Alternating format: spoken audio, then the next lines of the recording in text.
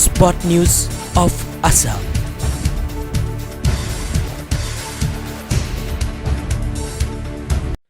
নমস্কাৰ spot news of আছামৰ ষ্টুডিঅ'লৈ মই কুলদীপ গৌতম শৰ্মাই আপোনালোক সকলোকে স্বাগতম জনাইছোঁ। সদৌ অসম শৰণীয়া কছাৰী ছাত্ৰ সন্থা আৰু শৰণীয়া কছাৰী উন্নয়ন পৰিষদ অসমৰ উদ্যোগত নলবাৰী জিলাৰ ধমধমাৰ পদ্মমল্ল চৌধুৰীৰ সমন্বয় ক্ষেত্ৰত দুদিনীয়া বৰ্ণাঢ্য কাৰ্যসূচীৰে কেন্দ্ৰীয় বাঁহ গোঁসাই উৎসৱ পালন কৰা হয়। এই সন্দৰ্ভত চাওঁ আহক আমাৰ এই প্ৰতিবেদন।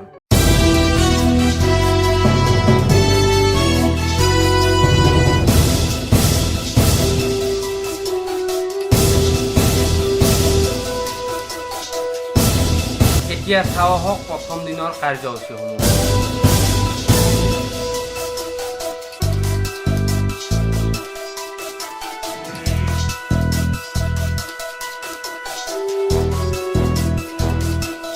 আমাৰ এই ডিউটিবিলাকে তাৰমানে এই ড্ৰেছ পিন্ধি তাৰমানে চবেই তাৰমানে প্ৰত্যেক বছৰে এনেকৈ কাৰ্যসূচী এনেকৈ চলাই নি থাকে, এনেকৈ আৰু যাতে আৰু আগলৈ আৰু যাতে আৰু এনেকৈ চলিয়ে থাকে তেনেকৈ আৰু হেৰি কৰি আছোঁ আৰু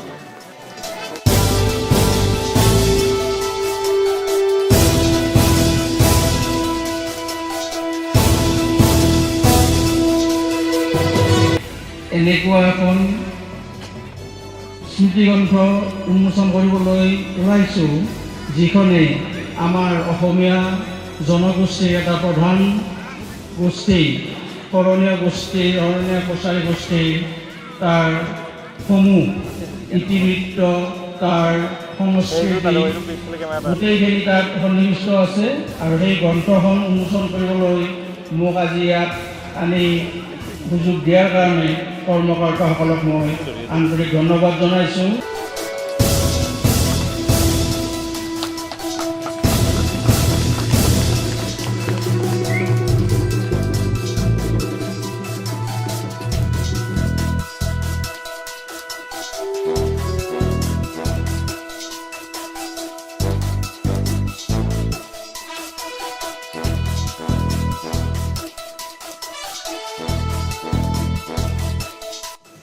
আমি ইতিমধ্যে আপোনালোকক দেখুৱাই গৈ আছোঁ নলবাৰী জিলাৰ ধমধমাৰ পদ্মমল্ল চৌধুৰীৰ সমন্বয় ক্ষেত্ৰত অনুষ্ঠিত হোৱা শৰণীয়াসকলৰ কেন্দ্ৰীয় বাঁহ গোঁসাই উৎসৱৰ বিভিন্ন দৃশ্য।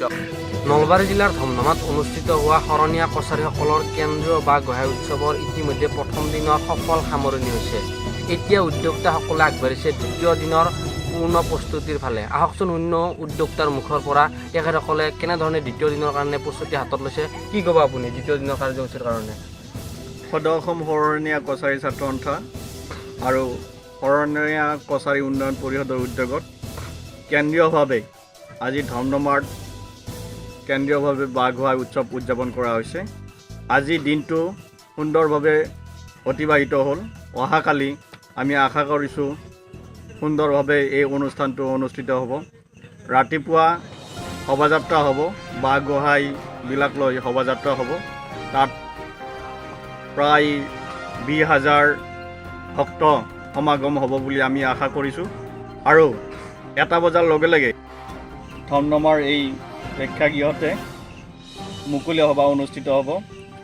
মুকলি সভাত সভাপতিত্ব কৰিব সদৌ অসম শৰণীয়া কছাৰী ছাত্ৰ সন্থাৰ সভাপতি শ্ৰীযুত প্ৰবীণ ডেকা শৰণীয়া। কেইবাজনো বিশিষ্ট সমালোচক চিন্তাবিদ আমাৰ ইয়াত উপস্থিত থাকিব, ছাত্ৰ নেতা উপস্থিত থাকিব। আৰু সন্ধিয়া 7 বজাত সাংস্কৃতিক সন্ধিয়া অনুষ্ঠিত হ'ব। এই সাংস্কৃতিক সন্ধিয়াত অংশগ্ৰহণ কৰিব অসমৰ জীয়ৰী তথা আন্তৰ্জাতিক খ্যাতিসম্পন্ন ভোজপুৰী কুইন খ্যাত কল্পনা পাটোৱাৰী। ইতিমধ্যে আপোনালোকে প্ৰথম দিনৰ কাৰ্যসূচীসমূহ দেখা পালে। এতিয়া চাওঁ আহক দ্বিতীয় দিনৰ কাৰ্যসূচীসমূহ।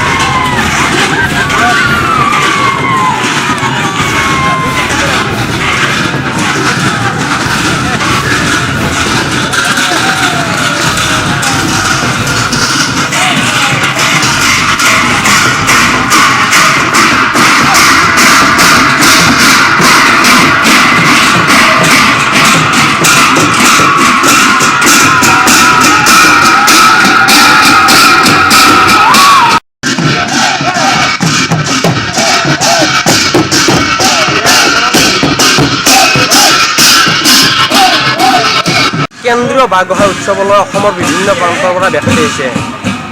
বিভিন্নজন ব্যক্তি আহিছে বিভিন্ন ঠাইৰ পৰা বাঁহ গোঁসাই লৈ। এতিয়া আমি আপোনালোকক দেখুৱাম বাঁহ গোঁসাই লৈ কিছু সংখ্যক ব্যক্তি আহিছে, চাওঁ আহক। মই এই মুহূৰ্তত কেমেৰা পাৰ্চন ৰাহুলজনক সমগ্ৰ দৃশ্য দেখুৱাবলৈ অনুৰোধ জনাইছোঁ। বতাহ, বৰষুণ, প্ৰবল পানী কণী হৈছে, সকলোৱে আগবাঢ়ি আহিছে বাঁহ গোঁসাই উৎসৱলৈ। নলবাৰী জিলাৰ ধমধমাৰ পদ্মমল্ল চৌধুৰীৰ সমন্বয় ক্ষেত্ৰত এই উৎসৱ মুখৰ পৰিৱেশৰ সৃষ্টি হৈছে। অসমৰ বিভিন্ন ঠাইৰ পৰা এই পদ্মমল্ল চৌধুৰীৰ সমন্বয় ক্ষেত্ৰলৈ ব্যক্তি আহিছে।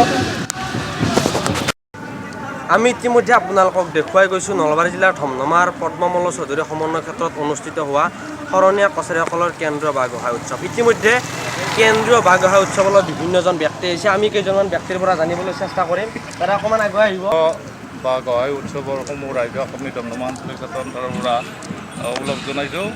আশা কৰোঁ বতৰে অলপ অসুবিধা দিছে যদিও ভগৱানৰ কৃপাত আমি আশা কৰিছোঁ বতৰ ভাল হ'ব আৰু সুকলমে প্ৰগ্ৰামটো চলাই যোৱাৰ আশা কৰিছোঁ।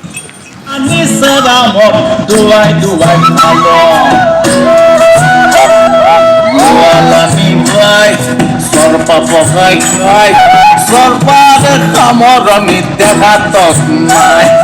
Jualani bai, sorpa pokai kai, sorpa de kamorami dehatos. ধমধমাত উদযাপিত হোৱা কেন্দ্ৰীয় বাঁহ গোঁসাই উৎসৱত অসমৰ বিভিন্ন প্ৰান্তৰ পৰা লোক আহিছে বাঁহ গোঁসাইসমূহলৈ।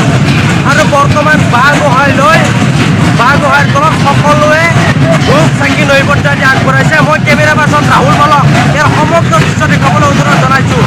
সকলোৱে আহি ইয়াত নৈবদ্য আগবঢ়াইছে, চাকি ধূপ আদিৰে ভগৱানক পূজা অৰ্চনা কৰিছে। বাঁহ গোঁসাইৰ তলত তেখেতসকলে ভগৱানৰ ওচৰত আশীষ বিচাৰিছে। মই এজন ব্যক্তিৰ পৰা জানিবলৈ চেষ্টা কৰিম। কি ক'ব দাদা আপুনি?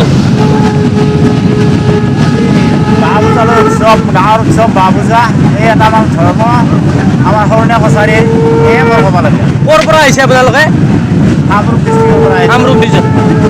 মই নিঃসন্দেহে অসমৰ বিভিন্ন প্ৰান্তৰ পৰা নলবাৰী জিলাৰ ধমধমাৰ পদ্মমল্ল সমন্বয় চৌধুৰীৰ ক্ষেত্ৰলৈ আহিছে। উক্ত ব্যক্তিজন অসমৰ কামৰূপ জিলাৰ পৰা অহা বুলি আমাক অৱগত কৰিছে। মই কেমেৰা পাৰ্চন ৰাহুল পাৰক ইয়াৰ সমগ্ৰ দৃশ্য দেখুৱাবলৈ অনুৰোধ জনাইছোঁ।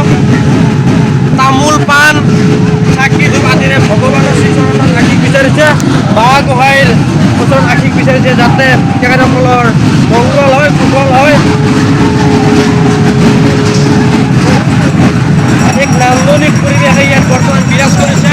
আৰু এই বাঁহ গোঁসাই উৎসৱ উপলক্ষে সাজি উলিওৱা হৈছে এটি মন্দিৰ। এই মন্দিৰটোত বৰ্তমান পূজা অৰ্চনা চলিছে। বিভিন্নজনে ভগৱানৰ আশীষ বিচাৰিছে। পুৰুষৰ সমানে সমানে আগবাঢ়িছে মহিলাসমূহ। মই এগৰাকী মহিলাৰ পৰা জানিবলৈ চেষ্টা কৰিম। কি ক'ব বাইদেউ আপুনি? খুবেই ভাল লাগিছে। এইটো আমাৰ বহাগ এটা ধৰ্মীয় উৎসৱ হয়।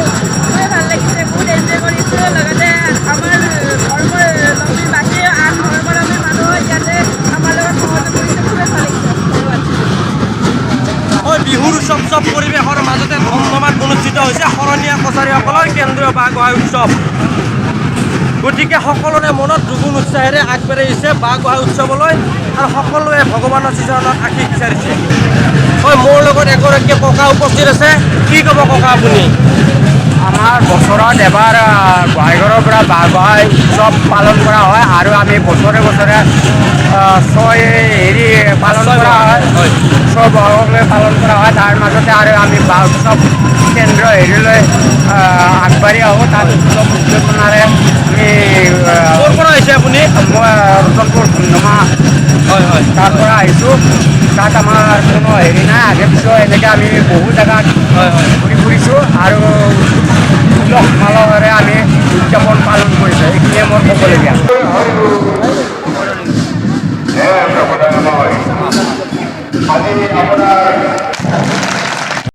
কি চৰাই উৰিলে, কি চৰাই পৰিলে ডালত, দেহাৰ মাজে মাজে কি মৰম সোমালে, সদায় পৰি থাকিব ন আপোনালোকলৈ, সদায় মনত পৰি থাকিব। এইখিনি কথা কৈ সামৰিছোঁ। ধন্যবাদ।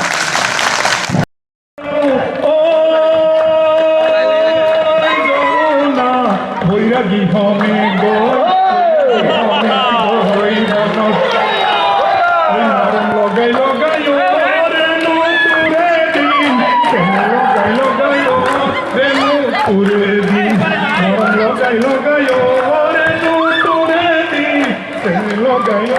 আমাৰ নাচনী সকলে নাচি দিব লাগে।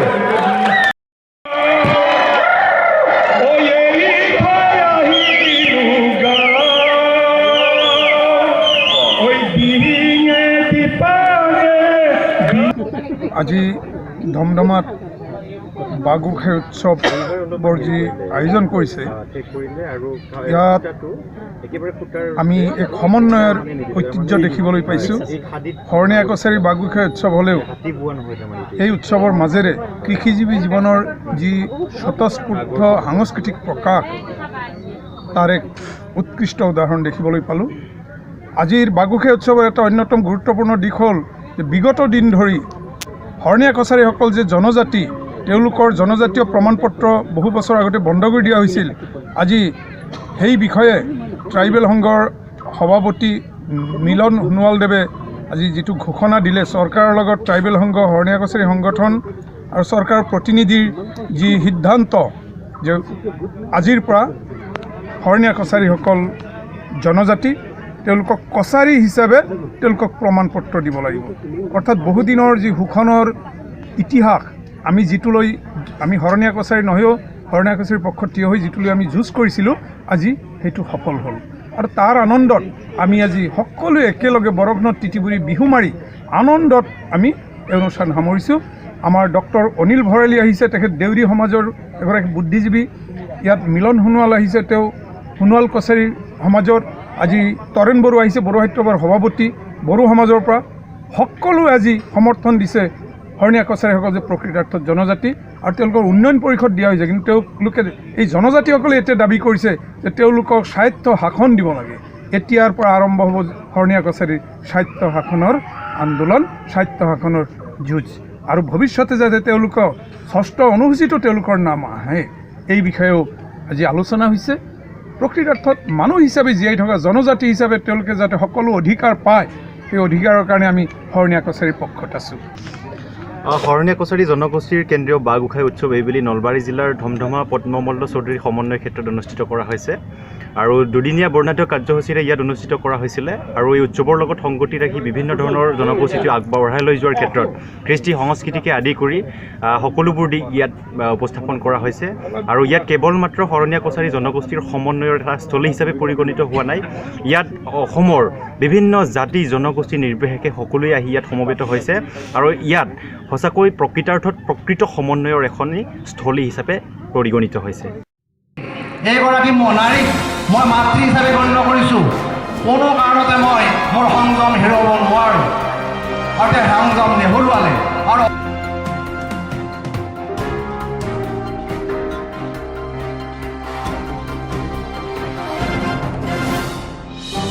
এতিয়া আমি আপোনালোকক দেখুৱাম পদ্মমল্ল চৌধুৰী সমন্বয় ক্ষেত্ৰত আহি খোজ দিছেহি কল্পনা বাতৰি। আহকচোন শুনো কল্পনা বাতৰি কেনেদৰে মোহিত কৰিলে ধমধমাৰ জনগণক।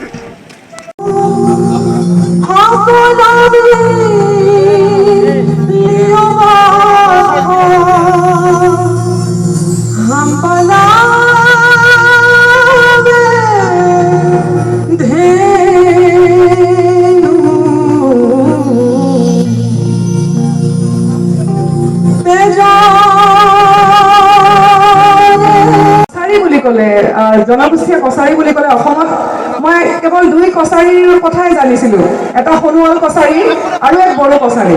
শৰণীয়া কছাৰী কি এইটো মই অসমৰ হোৱা স্বত্তেও মই নাজানিছিলোঁ। আৰু যেতিয়া আপোনালোকে জাকৈ মৰা মাছ মৰা গীত এটা পঠিয়ালে মোৰ এনেকুৱা লাগিল যে মই এটা সম্পত্তি পালোঁ, নতুন সম্পত্তি এক পালোঁ। আৰু মোৰ বিৰাট মন গ'ল যেনেকৈ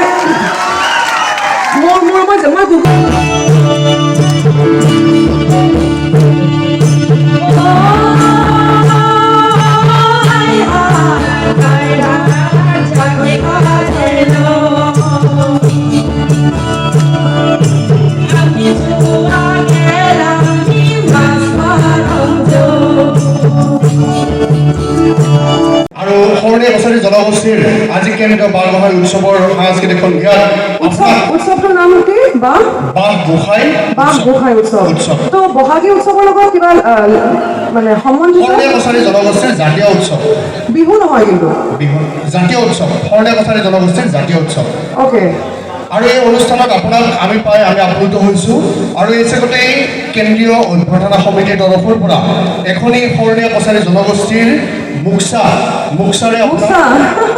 মুক্সাৰে আদৰণি জনাব জুমি শৰণীয়াই বহুত ধন্যবাদ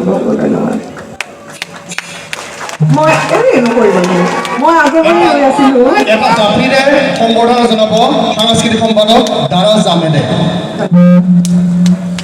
শৰণীয়া কছাৰী জনগোষ্ঠীৰ চিকাৰৰ সামগ্ৰী এপাত বল্লমেৰে আপোনাক সম্বৰ্ধনা জনাব অভ্যৰ্থনা সমিতিৰ সন্মানীয় সম্পাদক দেৱেশ ডেকাই ধন্যবাদ আপোনাৰ আগ্ৰহত আমি আজি ধমধমাৰ পদ্মমল্ল চৌধুৰী সমন্বয় ক্ষেত্ৰলৈ আন্তৰিক আদৰণি জনাইছোঁ আৰু কল্পনা বাইদেউ আপোনাক আমি আজি এই মঞ্চৰ পৰা আমাৰ অসমীয়া নৱবৰ্ষৰ শুভেচ্ছা জনাইছোঁ লগতে শৰণীয়া কছাৰী জনগোষ্ঠীৰ ইষ্ট দেৱতা বাঘ গোসাঁই উৎসৱৰ সামগ্ৰিক শৰণীয়া জনগোষ্ঠীৰ হৈ শুভেচ্ছা জ্ঞাপন কৰিছোঁ